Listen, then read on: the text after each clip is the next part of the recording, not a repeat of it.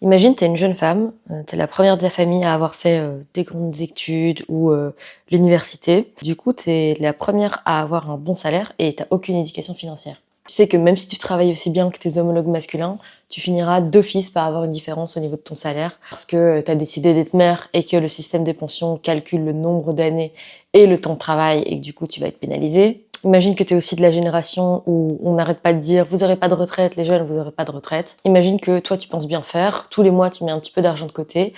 Tu as un projet d'investir peut-être dans l'immobilier dans quelques années. Mais pour le moment, tu mets ça gentiment sur un compte épargne.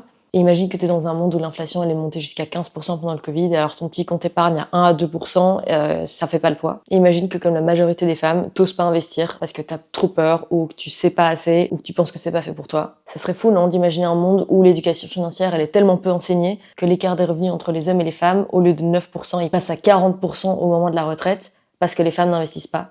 Et imagine maintenant que je te dis que c'est pas si compliqué, que tu peux le faire et qu'avec quelques notions de base, tu peux déjà faire beaucoup. Je m'appelle Clotilde et je parle d'éducation financière à des femmes comme moi. Je t'invite à t'abonner et à regarder le reste de nos autres contenus si tu veux commencer à t'intéresser à tes finances et à t'éduquer financièrement.